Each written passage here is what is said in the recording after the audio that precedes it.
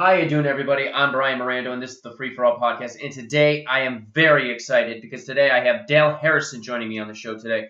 Dale Harrison is the former drummer of the Headstones and is currently playing with the band Classic Albums Live. For all of you that don't know, I am a huge Headstones fan, and to have Dale Harrison on the show is a dream come true. Before we get into that, I just want to make a quick announcement. A couple weeks ago, I made a comment about bringing Stan Harrison on the show. This past week, I did get in contact with Stan, and he has agreed to come on the show in mid-October. He's currently working on a new record, and he wanted to wait for the new single to drop before he comes out and does any press, so I cannot wait for that. Stan Harrison will be on the show mid-October. Please stay tuned for an official date. So with that all being said, I'm going to stop wasting your fucking time talking. Without further ado, ladies and gentlemen, Dale Harrison.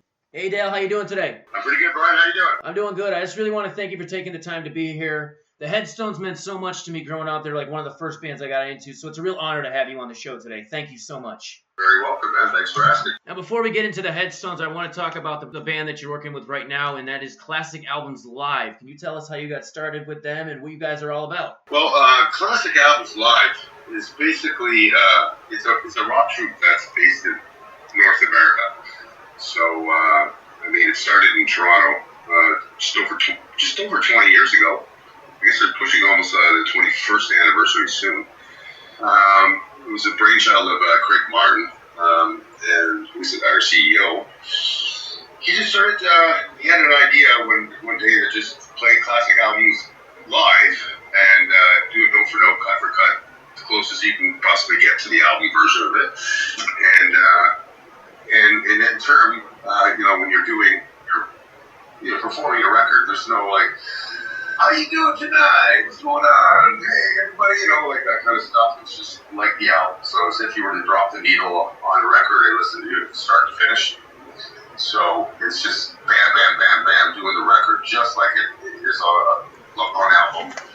And then with the second set, which is like greatest hits, where, there's a little bit more chatting between the audience and stuff like that too. So I guess he's worked it over the years, which albums are more successful and what people want to go and check out. And how I got involved with that was when Headstones went on a hiatus back in 03 or 04. He hired Tim and Trent and I to play the Back in Black record. Three quarters of the Headstones with another group, Nick Hilliard, this guy Pump, and Damien Rokian, and we did a pile of gigs doing Back in Black, and then of course second set, which is mainly on spot stuff. But back in 04 and 05, Tim and I were doing that, and then of course the Headstones eventually got back together again after we did our own other things. I played with Teenage Head for a while, and then with My Mother Earth, and this other artist, a blues guitar player, singer named Derek Miller. So, and then of course we got back together in 2011. And when I decided to leave Headstones in 2016, Craig Martin called me up again and went, "Hey, Dan," it's been how he talks.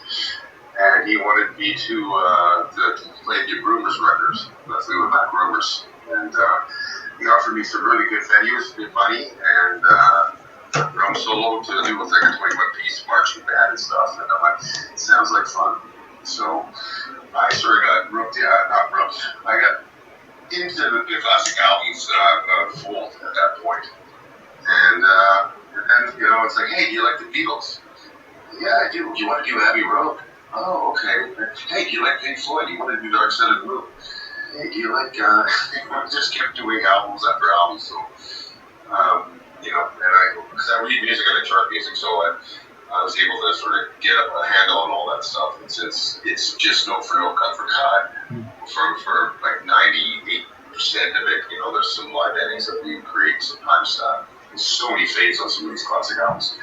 So I just kind of got into it, and like I said, the troupe's about 60 strong, based out of Toronto. We had a Florida crew.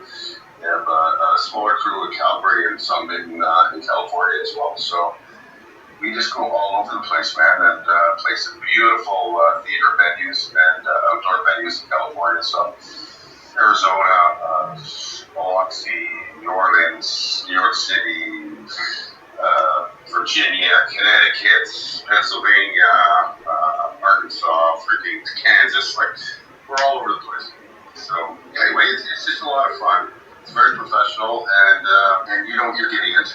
It's not a tribute band. It's not like you see some of these tribute bands you'll see at your local dive bar, tribute to Aerosmith, and they're dressed up like Steven and Joe, and they're doing the whole move for move Steven Tyler. This is just basically rock and roll, playing the album top to bottom, no bullshit, just being truly authentic musicians. Right, yeah, there's no flash pods. Yeah. Dragging pants and wigs and stuff. Not that there's anything wrong with that. A lot of these guys do a lot of good work, but I mean, sometimes their theatrics kind of overstate the music a little bit. Sometimes I feel some of these tribute bands. And again, yeah, that's what Craig wanted to offer that. Just like sit down, close your eyes, just like listen to the album, like listen to the band. So all the harmonies are there, all the guitar parts, all the overdubs are there and stuff. So you're not just pulling off a sloppy live version, and you kind of wear the sunglasses and a hat and kind of look like the guy that you think you're going to see, so yeah. You mentioned about 60 people are on the road.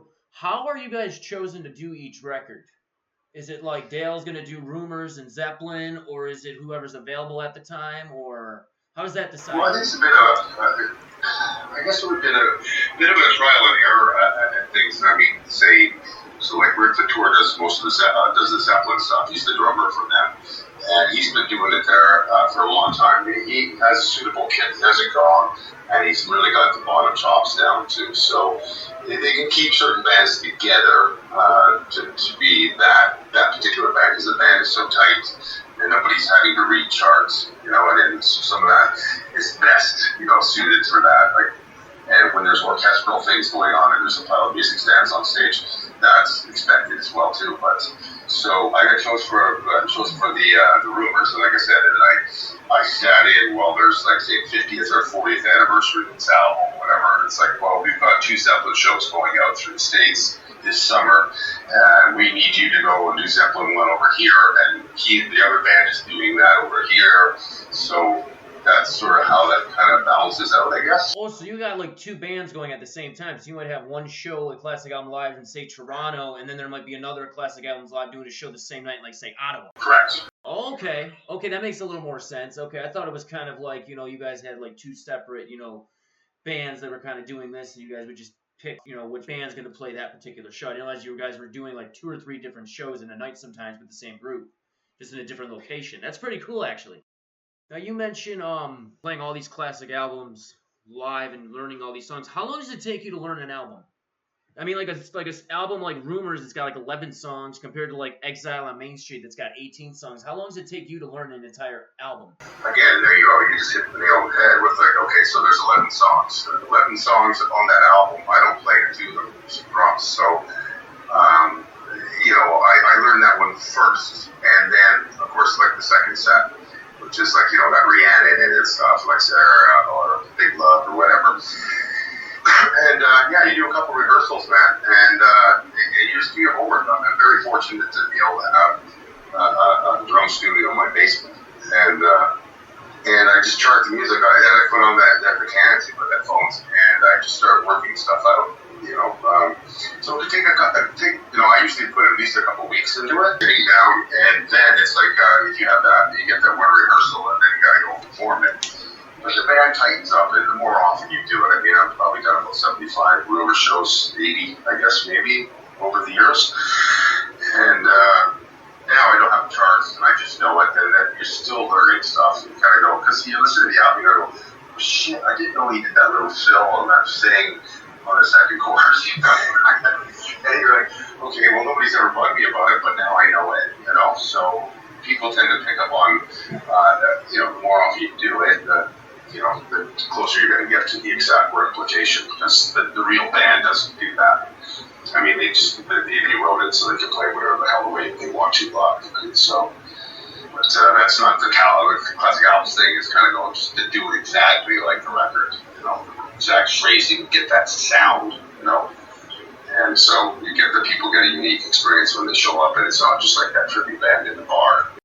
Okay. 'Cause I saw a video of you guys. I'm not sure what the names of the members are, but I saw a video not too long ago of you guys doing. I'm not sure if it was in a rehearsal or was at a sound check. It was two guys that were doing an amazing cover of Led Zeppelin's "Going to California."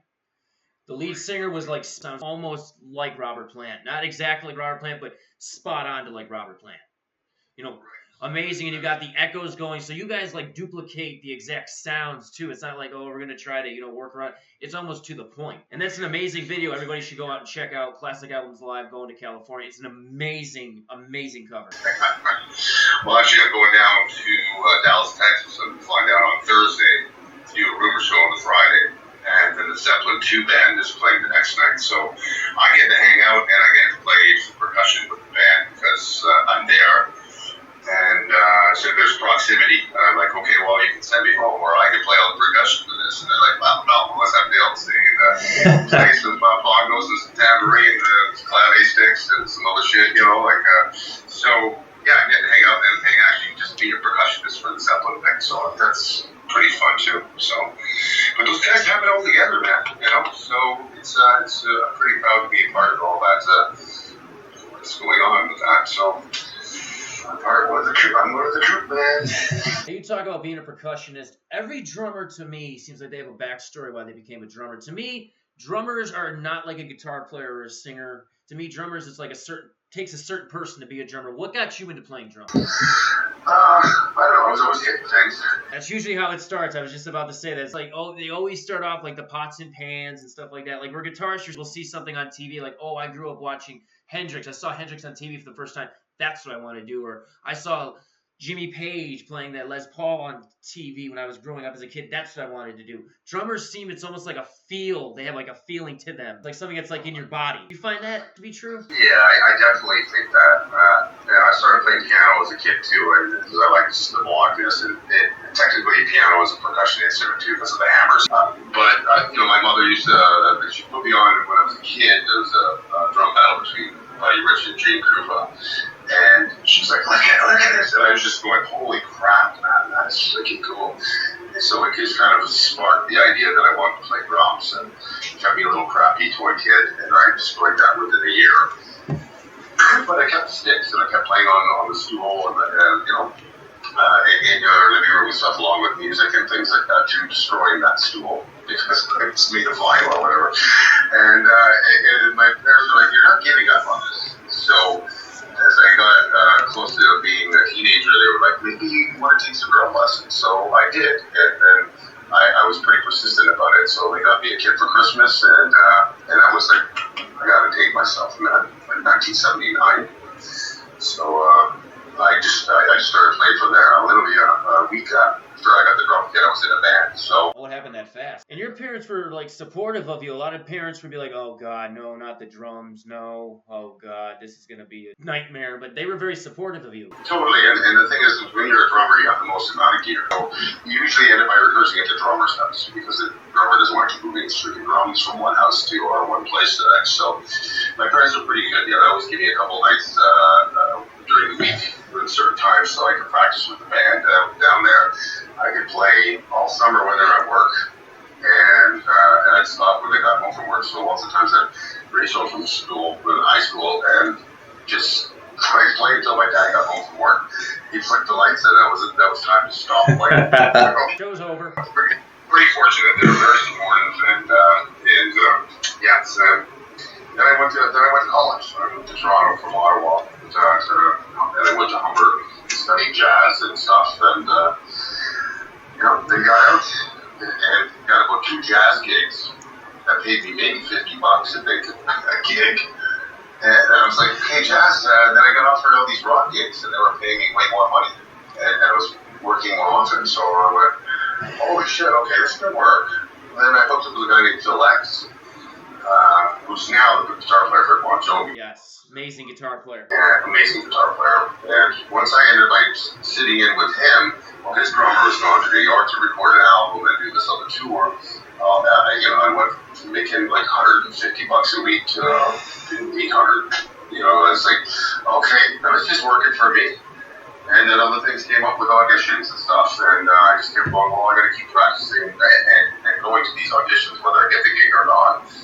And I auditioned for like a band called Honeymoon Suite. Oh, amazing band, Honeymoon Suite. A big fan of Honeymoon Suite. But I didn't get the gig. Well, whatever. Now, was that when they were? No, real quick. Is that when they were starting out? Was Honeymoon Suite? I think that's was it at the time where they just finished doing the Monsters Under the Bed. So Okay. 93, 94. Okay. So what happened is that the Headstones were around, and they were opening up for Honeymoon Suite at Key which is a place up north here in Canada, like in Valley of the Muskokas. And the guys, the other drummer was leaving Mark Gibson, so they were looking at their drummer who caught the gig for Honeymoon Suite, and they were going to see if they could steal him from that band to get into the Headstones. My buddy was the road manager, Wayne Diamond, and he said, "No, that guy's got a gig. Here's the guy you need," and he gave me my number. So I ended up being one of the lineup of auditioning for the Headstones, and then I got the gig. Yeah, I was just going to ask you that later on, but I'll get into that now since you just brought it up. Was there anybody the Headstones were looking at besides you that ended up maybe going on to do something bigger?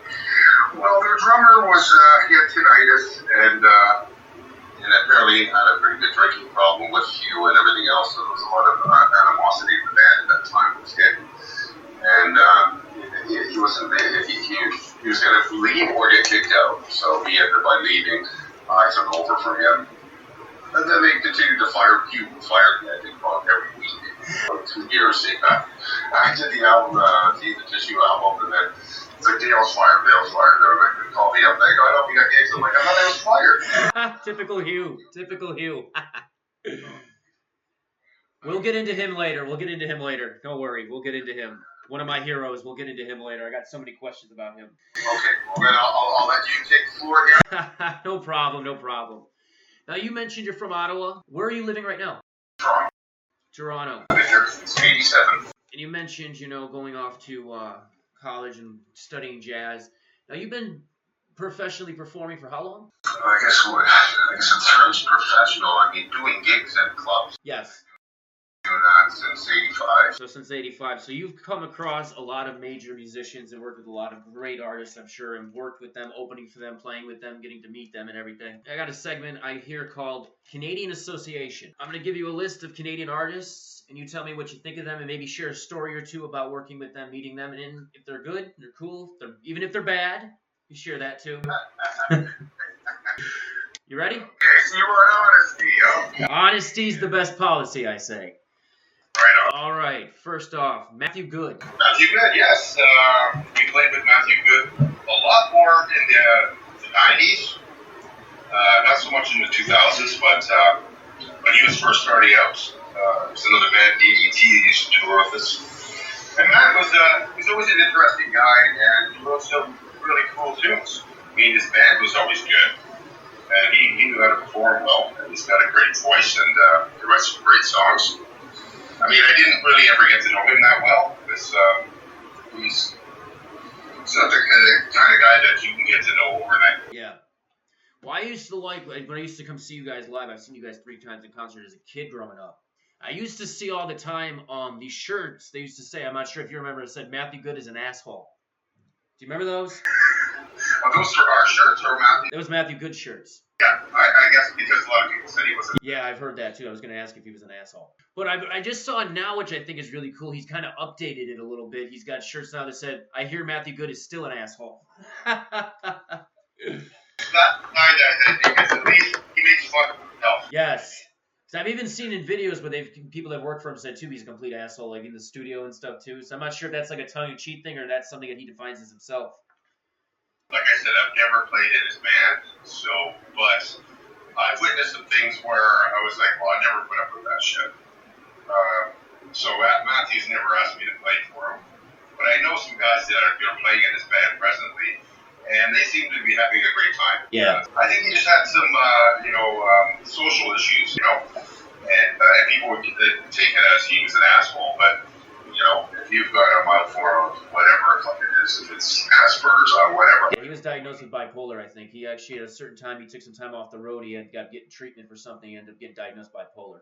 And I'm not bashing the guy. I love Matthew. I'm a big fan of him. So I understand that. Not saying it at all, but maybe that's what it was. And so people, perceive that to be, fucking guy's an asshole, Next up, Biff Naked. This was very cool. She's always been amazing. Again, she always hires a really good band, too. Whether they're always been her band or not. Usually we toured her, and it would be different people in the band on every tour. So I think she just basically grabbed the best musicians she could in her area, and they would hit the road. So, she always performed live. Very, very cool. And her book was fantastic, too. I just got finished reading her autobiography not too long ago. It was an amazing story, too. Well, yeah, she's overcome freaking cancer and a bunch of different things. I haven't read her book, but you're probably more versed on what her story is. And she just did a show with the Headstones a couple weeks ago, actually, at a festival up in Canada. Yeah, I guess they were here, and I guess they did a bunch of different dates. I don't know. I'm not really following Headstones much anymore, so I see their stuff, their feeds on Facebook, and that's what the extent of it. Except for being a part of a Headstones community on Facebook, which they invited me on, because they just wanted me to clear up certain things because these guys didn't have. What did they do on that album? They're like, how was that done? And they're like, okay, guys, this is what I mean? Ian Thornley from Big Wreck. Love Ian. He's one of the most talented mofos ever. He's had Big Wreck going. I even loved all that solo Thornley things that albums that he was doing. I've seen him several times, and I've jammed with Ian a couple times too. And the smoking band and a great crew. He's a phenomenal guitar player and singer. He's sort of the Chris Cornell of the North, Yes, I'm glad you said that. I've always compared him to Chris Cornell type of deal. I've always saw that too. Next up, legendary musician Kim Mitchell. Kim, he's a wild party. Fantastic. He's legendary here. I grew up listening to Max Webster, and I followed Kim through his solo career as up to song numerous times. Back in that day where we were on a hiatus with Headstones, I actually auditioned for Kim's band, and I basically got the gig. But I also had a 2-week planned vacation to go to Hawaii, which meant I couldn't do the first 5 gigs out of 10 or 11 gigs. And then he asked me to rebook my vacation. I said no. Oh. I go, I'm going to Hawaii, Kim. He's like, oh, okay. Well, just a call when you get back. And then I jammed again with him and Peter for that, and it was great. But what I learned is the album versions, and they had different versions for the album, live. And Kim was like, I really love your playing, man, but I hate rehearsing. And we got the other guy that did the other 5 gigs. He knows the show now, so we're just going to use him. And I was like, okay, cool. That's a great jam with you. But just sitting down to play Put Your Hair in My Shoes and, it wasn't Patty Leonard's, but Go for a Soda and shit with him. Him and people. I was just going, wow, this is so cool, man. And my buddy now, Dave Lang, who was playing with him, he has for many years, and he kills it. Fucking kills the gig. Yeah, so he's always got a smoking band, and Kim always delivers, man. So, Canadian icon. Yeah, I've seen clips of his recent shows. Still phenomenal. Still can bring it. Next, Ron Hawkins from Lowest to the Low. I don't really know him. Really? You did so many shows with him. You really got to know him that well? Wow, that shocks me. We've had a couple of beers together, but I didn't really get to know him. We didn't do any hanging. And when we did do shows with them, we were usually stuck somewhere else with the record company at the time, and at dinner or we had to go back to a hotel, and then we used to go up to the venue and catch the last 2 songs or something. So I never even got to see a lot of them. So I can't really say much about that, but people love them, and their music's still living on, and they're still doing handfuls of shows every year or every other year. I don't know, but they were always nice and good. So that's what I can say about that. Another Canadian legend, Tom Cochrane. Tom is a really cool guy. He's way taller than you think.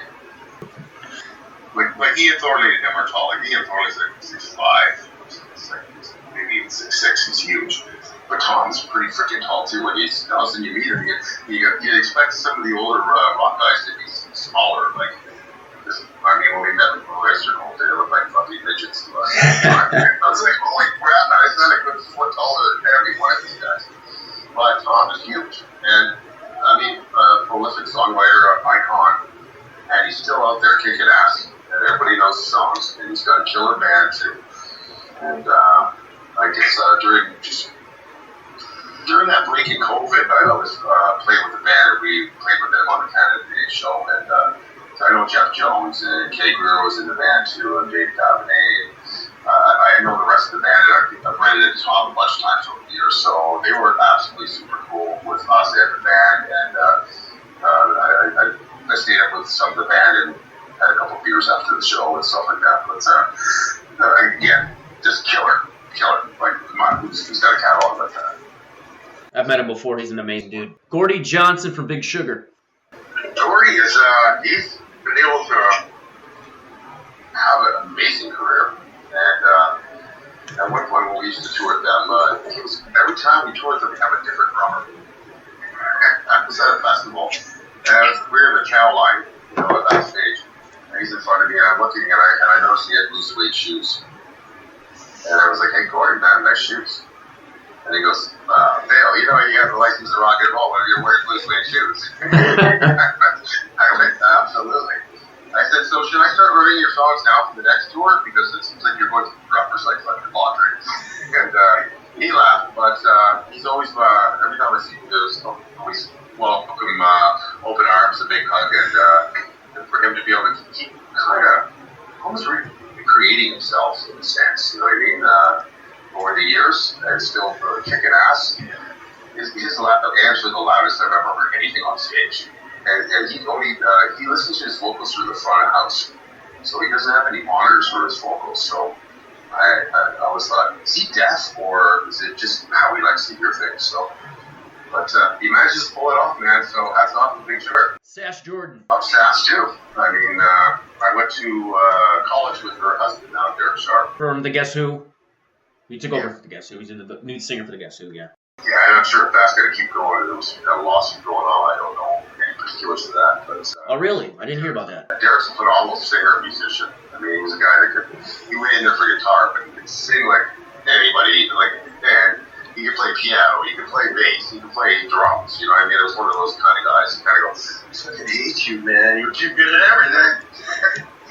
But, yeah, and Sass, I think she's been doing her thing for how many years, you know what I mean? And again, she's up touring with a great band. And Jimmy Reed and Stan Mychek are Stan on bass and Jimmy on guitar. I just did a gig with Stan on Saturday. So it's like one of these things. So we kind of do all these little switcheroo, play different bands and stuff. But anyway, I love Sass. Love her catalog. Love her. She's always been nice and cool. Last one on the list. The legendary April Wine. Rest in peace, Miles Goodwin. Right. Well, that was the very first band I ever saw live. Oh, really? I said from Ottawa in 1978. My parents actually let me go to that concert, so I think it was $8 for a general admission. And that band was killer. But I mean, Gary Moffat was one of the guitar players earlier on. I got to meet him and hang out with him and know him and his brother and stuff. And of course, Jerry Mercer. He was, when I met him, he was one of the nicest guys ever. But I didn't meet anybody else. I just love the band.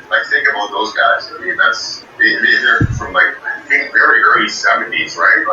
Yeah. Yeah. There's a couple original members of the band, but they're still kicking ass and still playing the hits, and everybody knows that. I mean, just the legacy of that kind of band. It's amazing to know that, you can start a rock and roll thing and it can still be going 40, 50 years later. So, that went in. Now, there is a band that I left off this list purposely because I really want to get your insight on this. And it's a band that I think people would agree is probably one of the best Canadian bands of all time, and that is the Tragically Hip. I was hoping you could probably share your thoughts and memories of the late Gord Downie, because I know you guys got to know them really well. Well, thankfully, because Hugh went to high school with Gord. Yeah. And the best guys, he grew up in Kingston, so he knew everybody in the band from, when they were teenagers and stuff. So, and once we got on the same label when we were on NTA Universal, I guess, Universal likes to put the same artists together, and I used to describe the Headstones as the Tragically Hip on steroids meets the Ramones. And when people ask me what kind of style of music we played, but I mean, they're right. Gordy was such a poet with his lyrics, and he was Well, he's Canadian-based with all his historic stuff too that he did. I mean, each one of those band members added something to make their sound.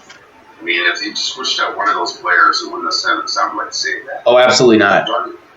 Johnny Faith's just fucking slammy and solid as rock. You know what I mean? Like everybody in the band was just so good and supportive. And like I said, when we got to meet them and play with them and stuff, they always came backstage to our room, our dressing room, something like that. Was shot shit with us, and I didn't even get to meet them until we did a tour with Big Sugar 5440 in England. So we did a 10-day kind of thing in England.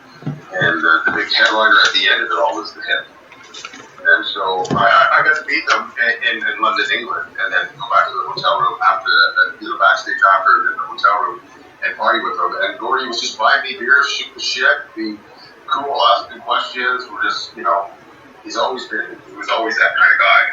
Him and Johnny and I got along really well too. Both time on Young Hot Drums and stuff too. And it just, what can I say, man? And, coming out of COVID, I was looking to be busy because I was sitting on my freaking hands like everybody else for over 2 years.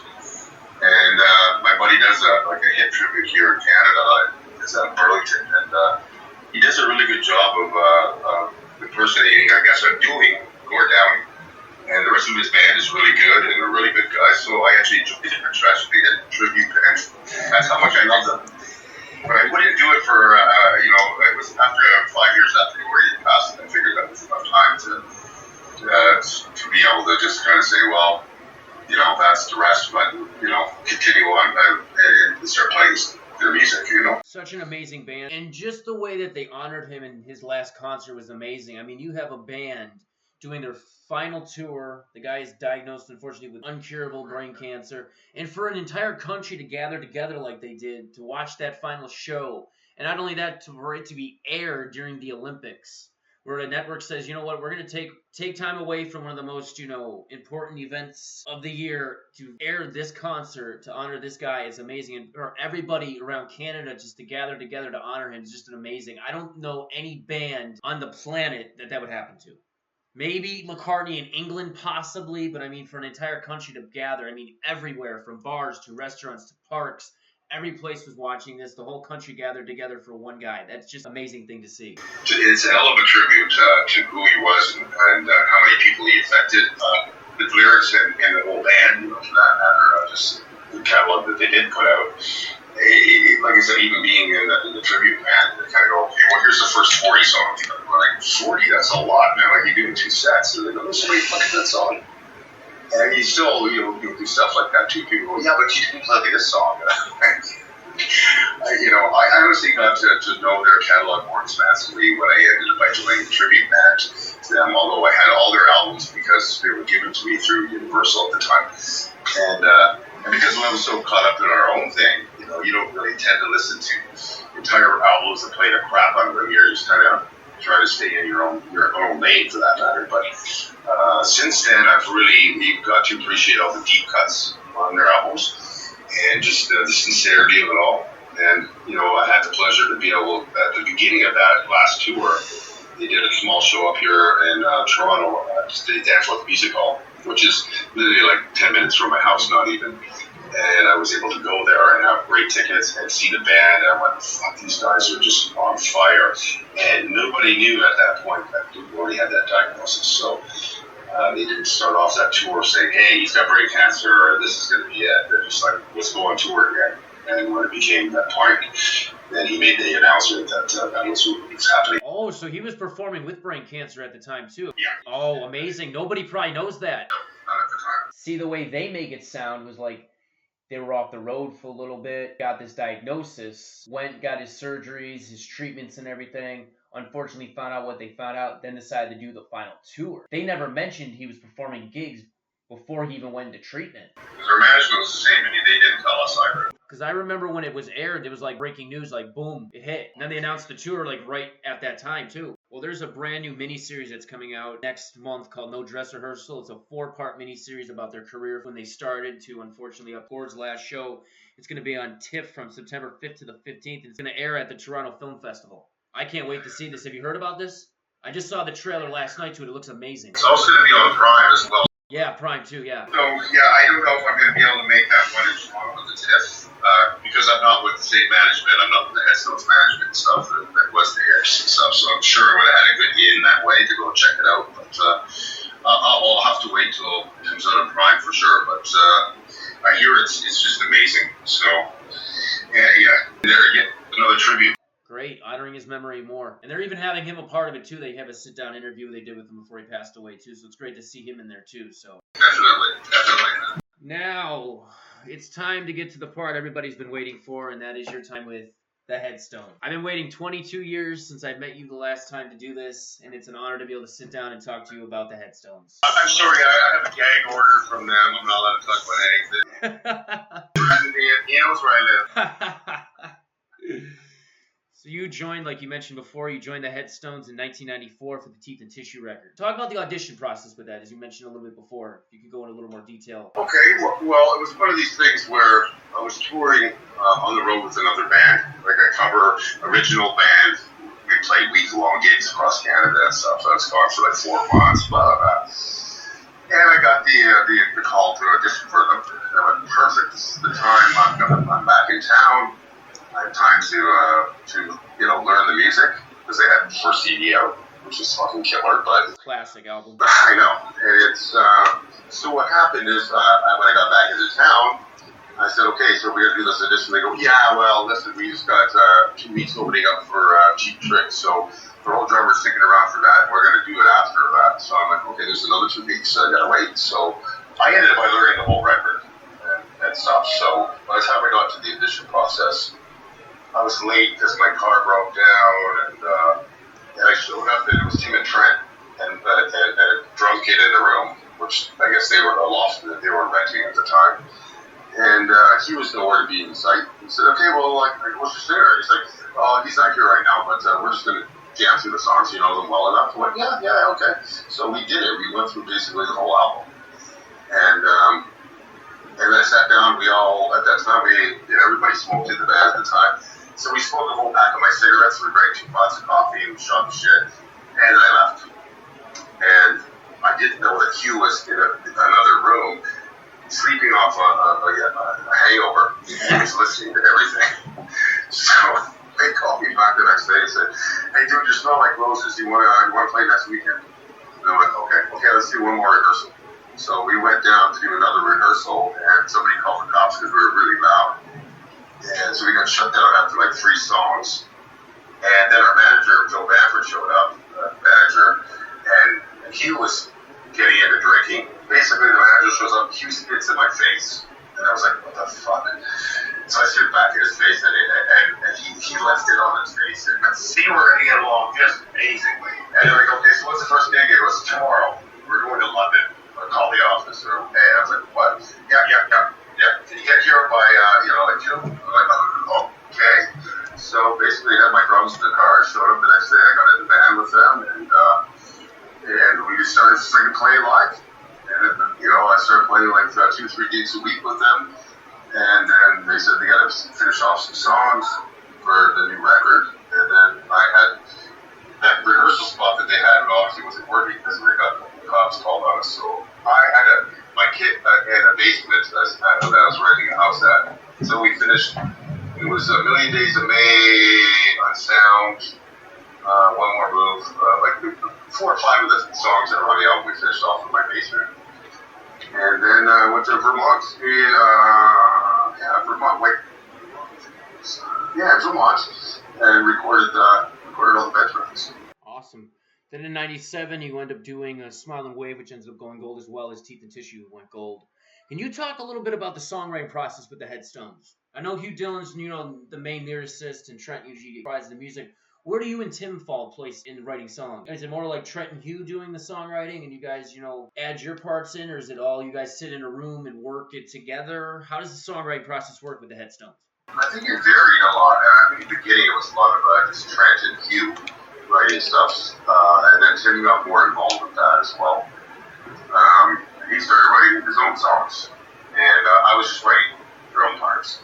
And we would just sit down. We ended up getting a big rehearsal studio, and would just start slamming out all these ideas that we had, and a lot of times he wasn't even there, and it'd be Tim, Trent, and I, and we'd have like a little Fostex recorder, with tapes and stuff, and we just record all our sessions, and then we get it through them, kind of go, here's like freaking 11 or 12 songs that we're going to start working on, and he would, show off and say, let's work on those 4 ideas, and then he'd have some lyrical ideas.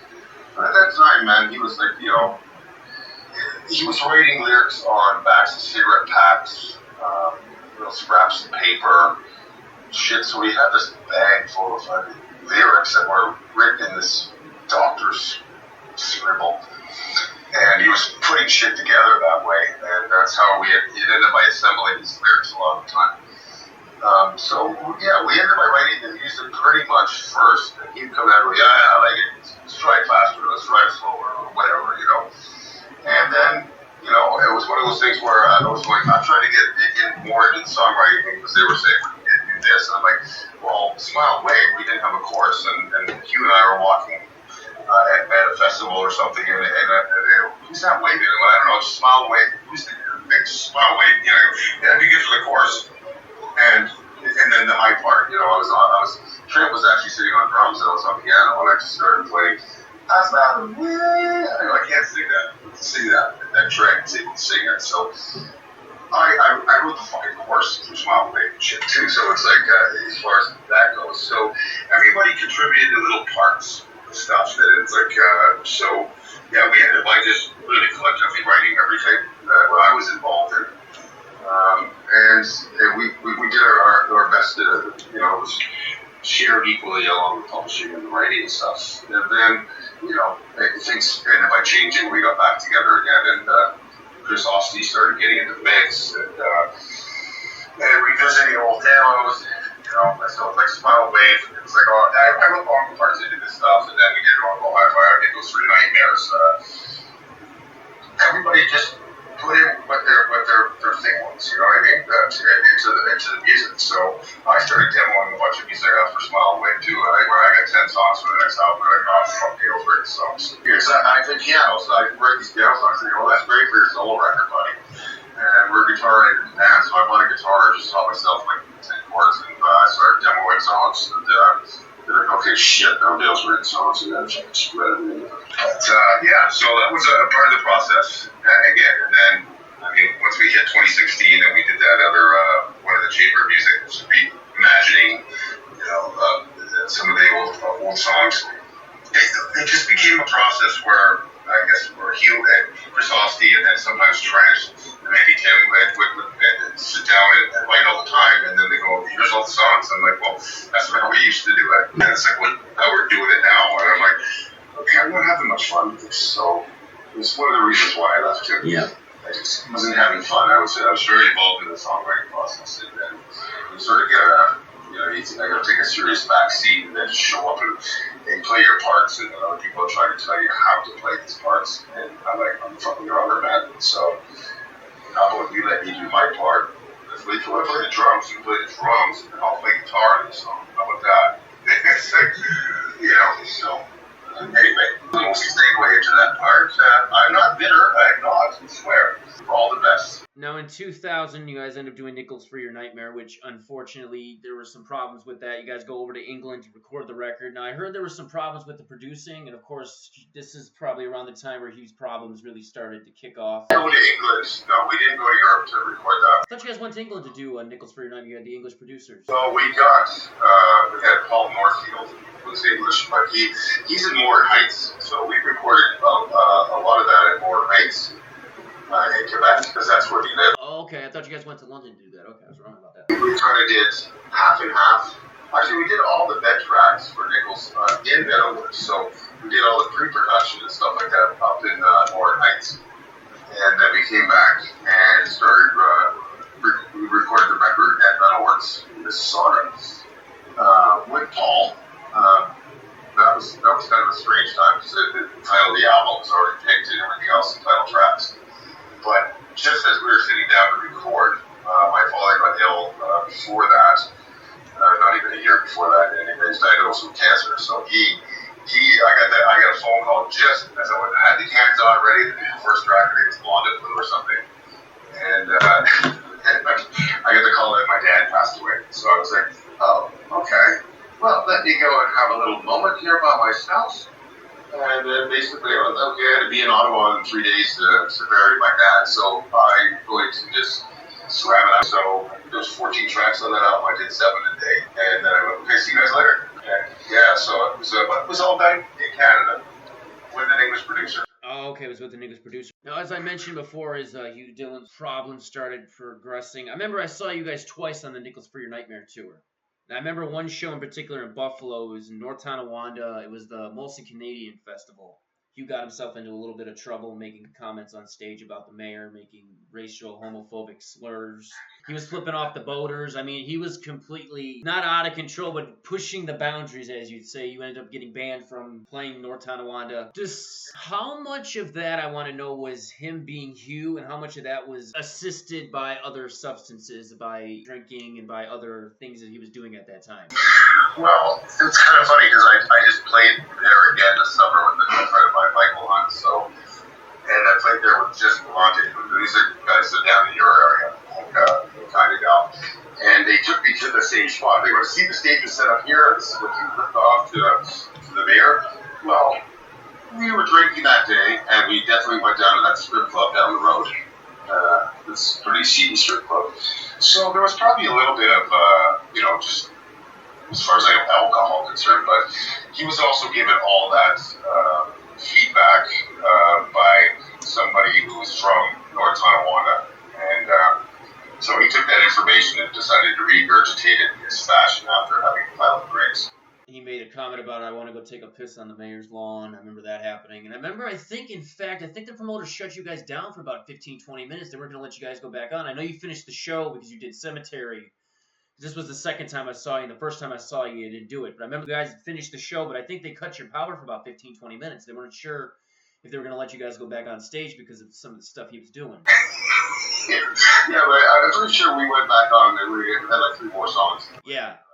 Now, does stuff like that, worry you working with Hugh? Was there any of that stuff on stage like, whoa, this is pushing it a little bit, or did you guys just let him do what he had to do? Was there ever a time you're like, oh, Hugh, could you pull it back a little bit, or? Yeah, he always kind of did his own thing anyway. It was like, when he got out of control, I mean, he just did his own thing. I mean, it's like, there's nothing much, that we can do about it, except for, Trent was usually the guy that would come up and kick him in the ass, even on stage, and say, shut the fuck up, that's enough, or, just go ahead, just let him do what he's doing. It doesn't matter, there's lots of places for us to play, we don't need North Tonawanda, so fuck it, and people won't stop talking about it, obviously we're still talking. One of the best shows I've ever seen. I mean, just the energy of that show that night. I'm not saying obviously the antics, made it a little more entertaining. I'm saying just the energy of you guys playing that night. Just one of the show I'll never forget. I was like 6 years old seeing this. Come on, man. I was 6. Yes, I was 6 years old. Hugh Dillon stared right in my eyes. I remember just him taking them shades off,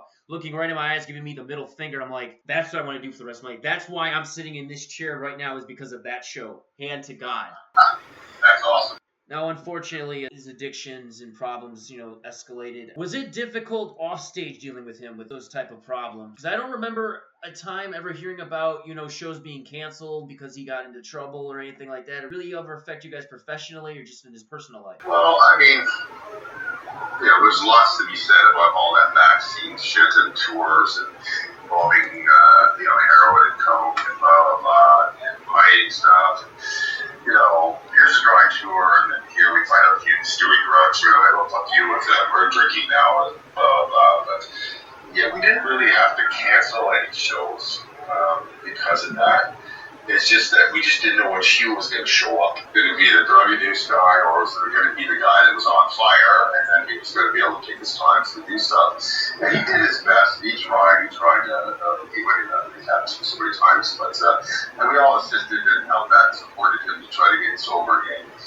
But I guess when he finally got to 2003, he got a different sponsor or whatever it was, he was kind of told that he needed to get off the road because that was an immediate trigger. He was never going to get sober, and he was probably going to die. So he decided that he needed to go away and do stuff and recreate himself away from what we were doing in order for him to have his sobriety last. And so he did find a way. I mean, we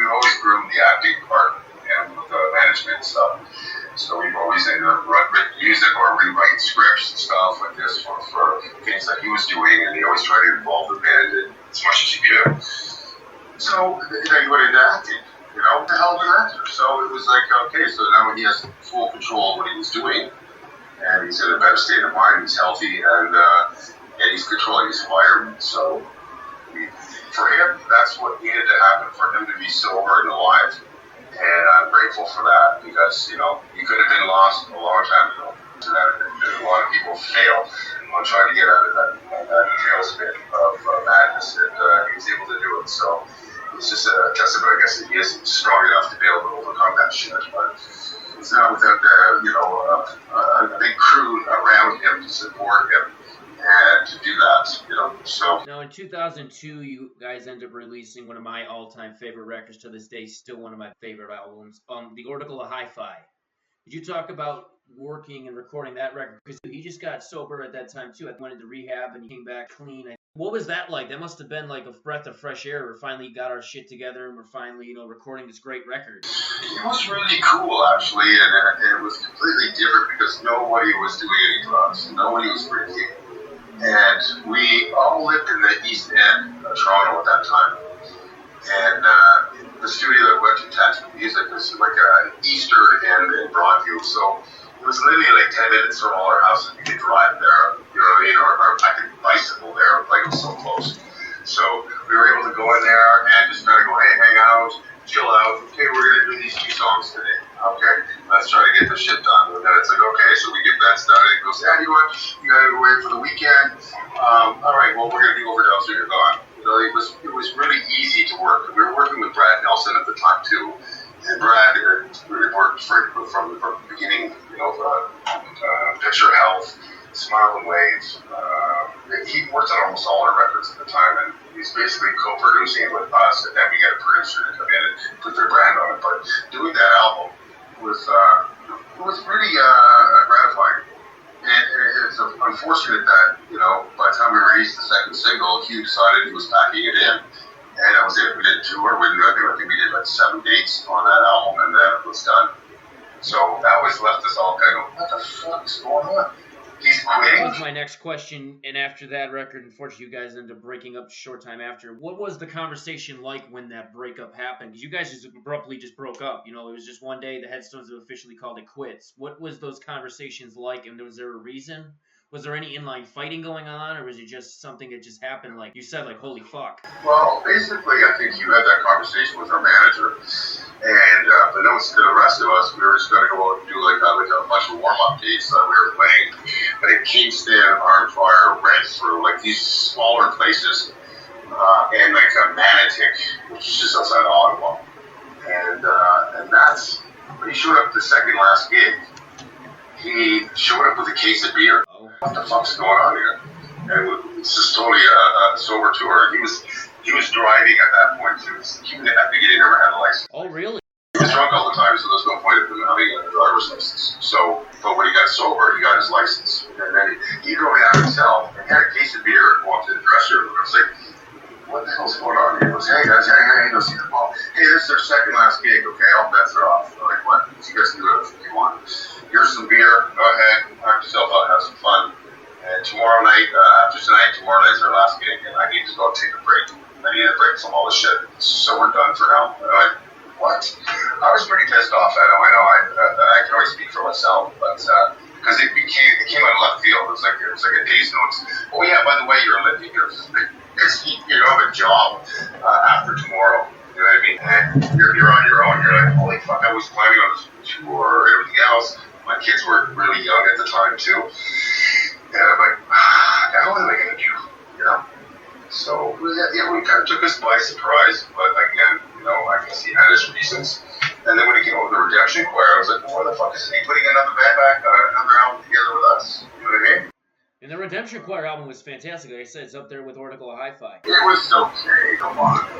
I like it. It's one of my favorite records. People I know it says that, but maybe I should listen to it again. I was pretty bitter about what was going on, so I didn't like even listening. I listened once and said it sucks. And but I think we ended by covering one of the songs, and we put that on Love and Fury, one that he wrote with Kristofsky. So what can I say? We ended by taking one of them that wasn't that great and making it better later on. So. Now, I want to ask, where did the name of Ortigal Hi-Fi come from? Because I know your previous releases, Nichols for Your Nightmares is a song, Teeth and Tissues is a song, Smile and Wave is a song. What is an Ortigal Hi-Fi? Where did that name come from? Always wondered. It was just a weird lamp. I think it came from this. I'd be corrected, but it came from a weird lamp that we saw in one of these, one-of-a-kind stores. So they had like an old record player, for the LPs and stuff, one of these things that we all had, and then there was this really weird, weird looking can with a bunch of arms, you know what I mean? It was like more of an Indian goddess kind of thing that was going on. And they go, what is this? They go, they call that the Oracle, something like this, and sitting beside a turntable. So I think how that came along, it was probably Hugh or Trent or they said, there you go, that's what we call the Oracle Hi-Fi. Because I think the turntable said Hi-Fi on it or something. So it was like a couple of Oracle Hi-Fi. Okay, that sounds cool. It doesn't have to have a title track. So we just ended by calling it that. All right, so you guys break up. You guys go on an 8-year hiatus. Now, you mentioned before working with Classic Albums Live. Was there anything else you were doing at that time while he was out doing the Redemption Choir and then forming which would become a very successful acting career doing Durham County and Flashpoint? What were you up to? Well, Teenage Head used to play with us before, too, so they lost their drummer. So I ended up sitting in with them for about 6 or 7 gigs with Frank Venom and stuff. So it was the original band, and me being the newest guy. So I did that for a little bit, and then I got called by Atlanta Miles. I did a couple gigs in Atlanta Miles, and then I hooked up with Edwin from My Mother Earth, and he put out a new solo record. So I toured with him for a year, and then I hooked up again, like I was saying earlier, with Derek Miller, an Aboriginal guitar player, singer, songwriter, producer, and such a fantastic musician. And it was kind of weird. He won 2 Junos stuff, and a lot of people don't even know who he is, but he's absolutely incredible. So, being Aboriginal and from 6 Nations, we are able to play, I'm playing some freaking reses up by, James Bay, really far north, and then coming back and playing down in Miami the next day, and then Daytona. He was always funded through the Seminole tribes and a bunch of casinos and stuff too. So there's always a lot of money and a lot of fun and really crazy gigs, big powwows, 4 quarters and stuff, like some spiritual shit. So I ended up playing with him for about 4 years as well, and then hooked up again with Atlanta Miles. And I toured with her through Europe and a bunch of Canadian dates too, and went over to Sweden and stuff. And then I got a call from you. And said, hey, we're going to put the band back together again to do raise some money for one of our friends that passed away for his kid for all the college fund or university fund and stuff. And then that just went from there. But yeah, I was pretty freaking busy actually, which was pretty fun. So everybody, I think Tim played with David Wilcox for a while. And I think Trent played with Tara Sloan from Joy Drop for a bit. And we also tried to do our own instrumental thing, which just kind of flopped. We're going to get another singer, and it just was something that nobody was into after a while. So we just kind of went, okay, let's just go our separate ways for now and see what happens. I remember 2011 when you guys got back together again. It was like the breakup. It was like out of nowhere, out of left field. The Headstones are getting back together. Like, what the fuck? You guys end up doing 4 dates in Toronto, St. Catharines, Peterborough, and London. You guys get back together. What was that phone call like? Was it that quick? Like, we're getting the band back together? Or was it, do you want to do this? Was there any talks about, patching any old wounds up? Or was it just, we're getting the band back together, okay, what time do you want to start? Well, I'm kind of shocked to see Hugh Dillon's name on my phone when he called. Dillon, I'm like, fuck, I haven't talked to him in 7 years. We didn't even talk. Nobody really talked to him. And it was exciting. And then we started rehearsing, and I said, well, why don't we just do it one gig? We're going to do all this rehearsing to get back in shape again and get the songs in order.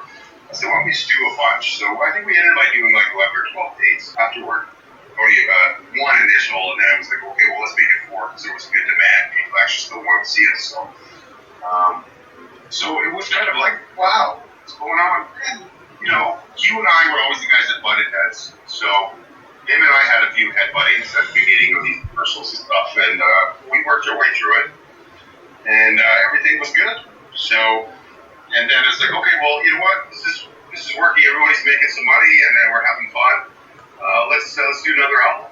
And I got a bunch of songs. You got some songs. We got some old songs in the archive that we didn't release. You know what I mean? So we just kind of went at it that way, and that's where Here It came out. Now, I noticed on the reunion tours, you guys pulled out a bunch of obscure songs such as Digits, Cut Me Up, and Pathetic Pair, which is a song you never performed in the early days. How do you guys form a set list for a show? How does a set list get created with the Headstones? Well, I think those other songs came out because when we were doing rehearsals, we were like saying, well, we used to perform Digits. It was in Smile Wave era, like Yeah. 97, 8 kind of thing, and then we kind of dropped it because it was slower. Pathetic Pair, we never played, but we thought, oh, that'd be kind of cool to do. I think we even did Above Ground Swimming Pools from, at one point too, and Nerve. Like these are songs that we never played live. So once we were revisiting stuff and we were in rehearsals, we were saying, well, let's see if this will work. And then if everybody got, jazzed by playing that song, we're like, okay, we'll throw it in. And then often we would do it like 4 or 5, 6 times, and kind of go, fuck that song, it's the deal, But Cut Me Up, we got to put it in there again. To do that before we even recorded, and then the ABBA cover that we did, like SOS. But we used to do that live. That's what we ended up recording because we just pulled that out. People were going, what's that? So just to keep things fresh for the band, But you had to put in, you had to play clear, you had to play on sound, something. You got to give everybody the hits that they know, and you can't not play cemetery. You gotta play all the key work song from the first record, and these are the ones from the second round. We gotta play From the Smile Wave. We gotta play Keep It Thick and Tame. So once you start writing all those songs down, then you go, okay, well, we need about 6 or 7 more, and then what are the keys? What are the tempos? And how are we gonna segue, or we're gonna segue, or whatever. So that's kind of how you throw a list together. And sometimes we have alternating songs, like 3 that would start off the set or like the tour, and then you take those out and you put number 3 in, and you change it up night to night, or another night. One of those kind of deals. Now, even in the early days, were you guys able to play songs on the fly? Like if somebody in the crowd said, I want to hear Pretty Little Death songs, could you do it on the fly, or did you need to rehearse the song before you guys did it, even if a song you haven't played in a while? I think it all depended on how long ago we recorded the song. This is like when I say Pretty Little Death song, there was a lot of overdub with that. So to get that to sound right, you'd be like, how are you going to do that? So if Trent was comfortable on doing it, you'd be like, okay, let's try it. We try for it. We go through an intro first, of course, and play some kind of version of it that was the live version, and then it'd be like, okay, well, let's work on that a little bit more and make it sound better the next time. Yeah, because I've always wondered that with bands. It's like, can they actually play the songs? Like, if I came up to them and said, play Super Smart, could you guys do it on the drop of a hat? Or like, oh, we can't do that tonight, man. We haven't got a chance to really break it down and actually get back to doing it in the set. Again, it was about how much time we spent in the rehearsal hall. And if we were like, okay, that's in the contentions, we'd have gone through it a few times. And so it wouldn't be just like, oh, fuck, I haven't played that song in 7 or 8 years. And then we'd be able to just draw from, okay, well, we did this 2 weeks ago. I think we could pull it off. So, okay. Then you guys end up doing Love and Fury, as you mentioned before, when you did that through the Pledge Music Fund. Then you guys redo your catalog in a kind of an acoustic form with one for the chamber music. Whose idea was that to do those songs in that type of style? Well, it's definitely Hughes. I mean, because he's more into the film aspect of things. And we figured that our songs had a better chance of actually getting into any film or TV if we had more broken down versions of things. Because at the time, it's really about singer-songwriter or one a broken down version of a song that would build. Or it was just more about the voice and something else. And, so we decided to reimagine it. And I guess what really prompted that too is that for the Pledge Music, we did an unplugged show for like 25, 30 people or something like that too. That was part of one of those things that we offered, right? So we came up with versions of the songs that were broken down to plastics or congas, kids playing upright bass and shit like that too. So we were like, and people really liked it, and we recorded it, and we did it live, and it sounded pretty good. And we were like, well, take this to a little bit more set this way, and we can release that, you know what I mean? And there's new versions of that shit. So that's how that kind of came about. All right, then around 2015, 2016, you decided to leave. And I know you touched upon this before. What prompted your decision to finally leave the Headstones? Well, without getting nasty, I just didn't like how some of the songwriting started to get distributed. and I had bigger parts in it than I was given credit for. And every time we'd be offered a tour and stuff like this, Hugh had another TV show or some other thing that he had to do. So it would just trump everything. So it's like, okay, well, we've been offered 20 days in summer, go here, go there, and it's like, I'm expecting that, and all of a sudden it's like, oh no, we're not doing that now.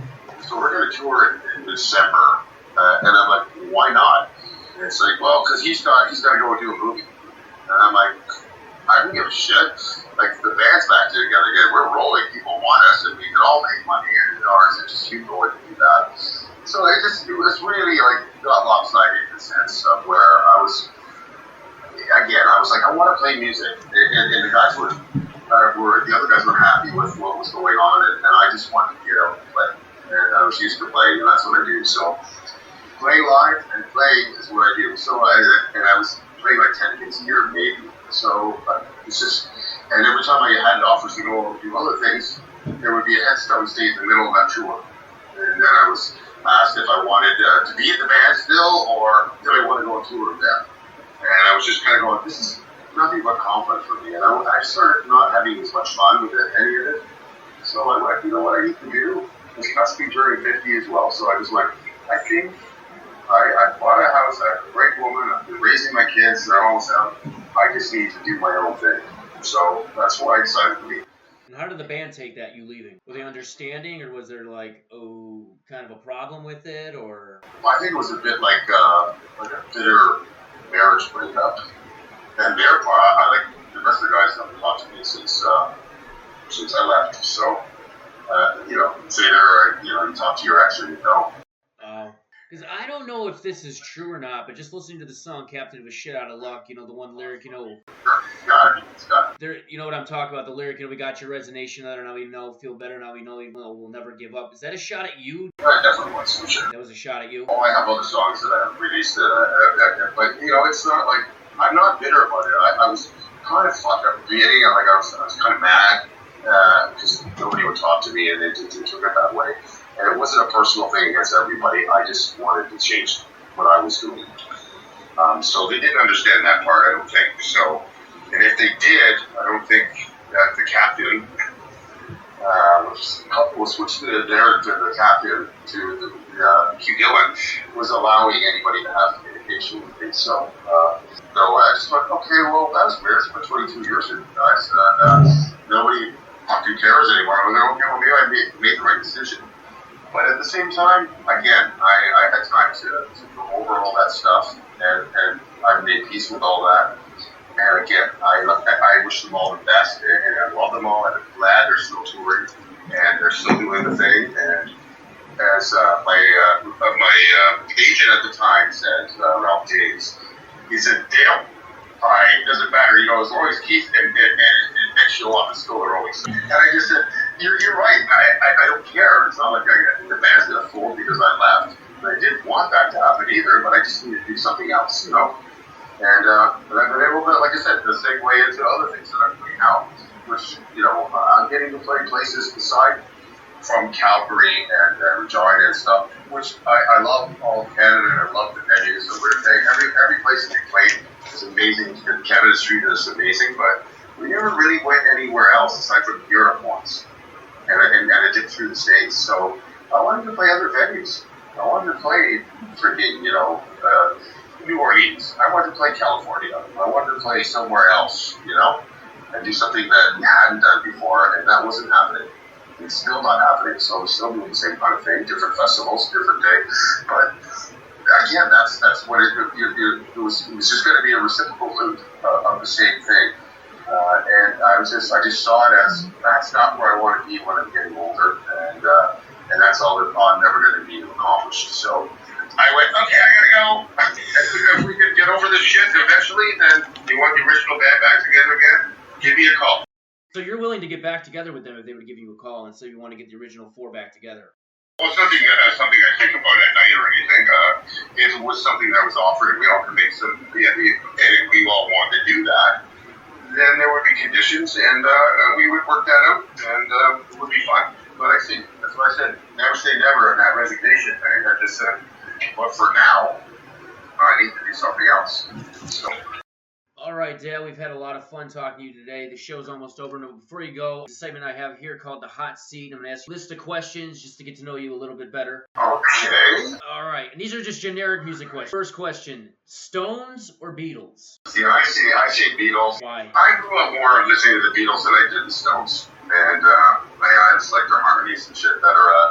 And the Stones are more blues-based, which is, I don't know, like I said, those two bands are like the most iconic rock bands that ever existed in my mind. So Beatles has played in my house a lot more than the Rolling Stones, so I understand their music and grew it up, so it's more nostalgic for me to listen to that. But I've seen the Rolling Stones a couple times live, and I love them. And so, I don't know, it's really hard. That's a hard question, man. Okay, your all-time favorite classic album? Shit. I'm going to go back to the Beatles or the Stones, right? It could. It could. I have to say Abbey Road, man. Okay. Now, you've been recording in the 90s to the present time. Do you prefer digital or analog when it comes to recording? I think you don't really have much of a choice these days, but analog was a lot of fun to do, a lot more pressure. And I always think that it had a different sonic quality than just straight digital recording. But now I have Pro Tools on my laptop and I record in my basement. You know what I mean? Yeah. But I have a 2-inch machine, and you don't have to have a. It's sad that it kind of went that way because now the big studios are all kind of dried up. We have a small handful of what used to exist. And but I love the sound and the sonics of analog recording. But I love the abilities that digital has and was brought to the table. Your all-time favorite Headstones record? I think it's Smile Wave. Smile and Wave. Can you tell us why? What's that? Can you tell us why? Tell you why? Because I had the most fun recording that record. And that was something that we really all did create in a studio hammering out stuff. I mean, like you mentioned Digits earlier. Like Digits, when we first wrote that, it was a lot faster. But Hugh and I stayed up one night, we partied all night, went to the rehearsal for 1 o'clock in the afternoon like we were supposed to, or noon or something. And we were both so tired and half in the bag, it just sounded like it was lazy. And we recorded that version that day, but that's the tempo. That's how that song is supposed to sound. So things like that, keep it thinking tape. The guys just wanted it to be like a drum loop. And I was sitting there pacing in the studio like, no, it needs drums. They're like, no drums in the song. But okay, but my drums are all set up. I'm just going to do one pass. And I just kept it simple and played along with the loop. And then my drum track was on there. Like little things like that. Hey, I want to put bongos in here. Go ahead, let Dale do the goddamn bongos. It's the beginning of Smile Wave. You know what I mean? Things like that. It's just coaching Hugh, through some of the songs like Super Smart stuff. And just being able to say, well, say like you're really fucking pissed off. It's like, well, yeah, you're pissed off enough. Things like that lacked in some of the albums. We just weren't there when you recorded. These ones were all present. And it had a lot to do with it. And a lot of those tracks were live off the floor. We did it, and one day we could record like 15 songs one day live off the floor on 2-inch tape. And we went and tried to re-record them, and they sounded like homogenized versions of the demos. So we ended up by revisiting and putting like 8, I think, of the demos we did that day, and they made it to the album. So that kind of shit just makes me like that album a little bit more. Most memorable concert you've ever performed? Now, that can either be with the Headstones or with one of your solo projects.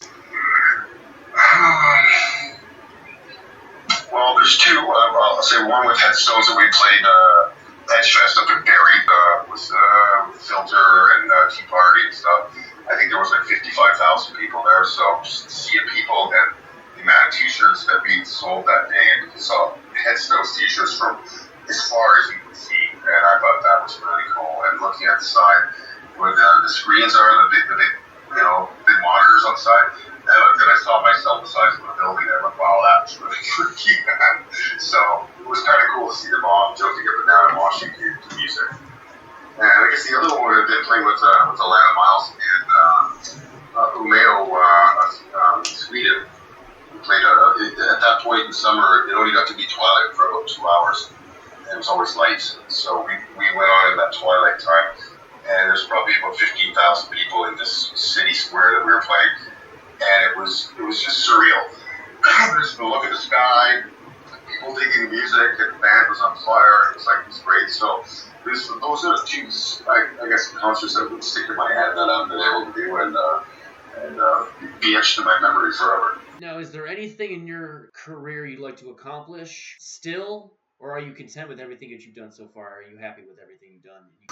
Well, yeah, during COVID, I started this thing called 6 Foot Social Band, which was me revisiting my old demos and stuff since we were doing nothing. So I started recording some shit and getting my other musician friends who were in the same position, just flying me in tracks as well. I was in the Headstones, 6 foot under, 6 foot apart, you know what I mean?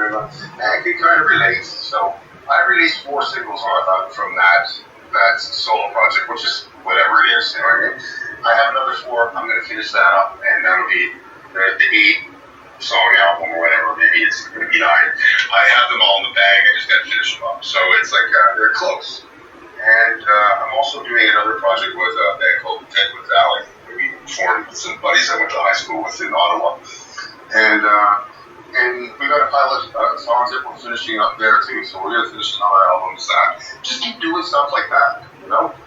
And I've got another project from other shit I've written too, so I kind of go, yeah, I'm just going to keep writing, and I'm going to keep releasing music. I don't expect to get rich on any of this stuff.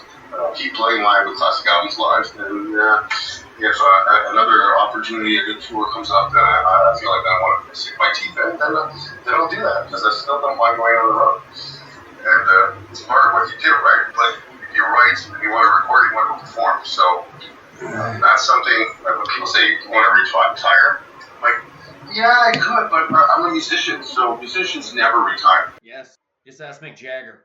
But it's true. Like, well, you know, I'm pretty content. I've got a house, I've got a beautiful woman, I've got 2 healthy kids. With on her side, I've got 2 other, a stepdaughter and a stepson, 3 grandkids. And it's like, I still ride my motorcycle, man, and I'll still help somebody go paint the house and do shit and take care of my place. And I go, when I want to cash out of Toronto, that's where the farm is going to come in, and that's where the fishing shit's going to happen, and a little less life. But until then, I'm still healthy enough to do it.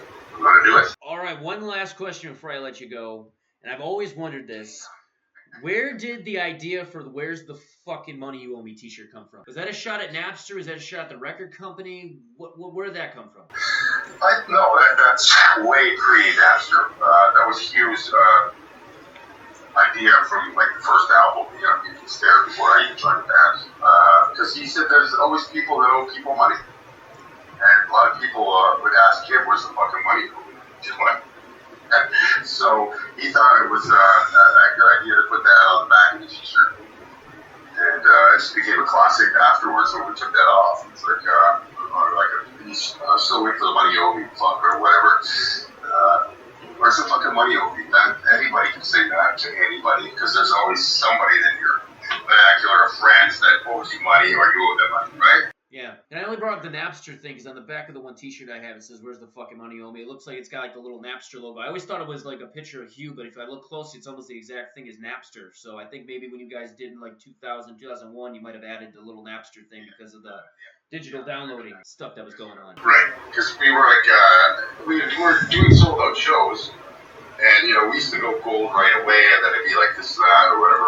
And they were like, okay, well, I'm selling out here before that happens, but we're selling out all our t-shirts, we're selling out every concert we're doing, and it was all because of downloading.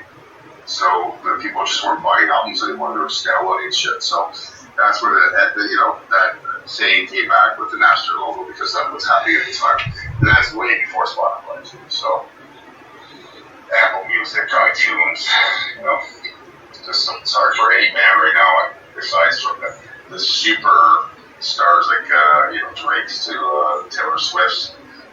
We got 10 billion streams or downloads. It's like it doesn't happen for most people. So, anyway. All right, Dale, I want to thank you for sitting down and being a part of the show today. It's been a complete honor and a childhood dream come true. I want to thank you, and I want to wish you all the best. Thank you, Brian, and it's been my pleasure, man. And I'm glad that you're doing what you're doing, bro. Because and to hear the story that you just said, you know, why you ended up by doing this, and that the Headstones had an effect on you that way. And that's awesome, bro. Keep doing it. All right, thank you, man. Talk to you soon. Thanks. Okay, bye. Bye. All right, everybody, that's it for today. I want to once again thank Dale Harrison for stopping by. It was a real pleasure to sit down and talk to him. Everybody go out and check out Classic Albums Live. Now, unfortunately, next week we do not have a guest, so we'll probably be uploading a bootleg to the garage. Please stay tuned for that. Make sure to subscribe to this channel if you already haven't. Until next time, do good to others like you do to yourself. I'm out of here.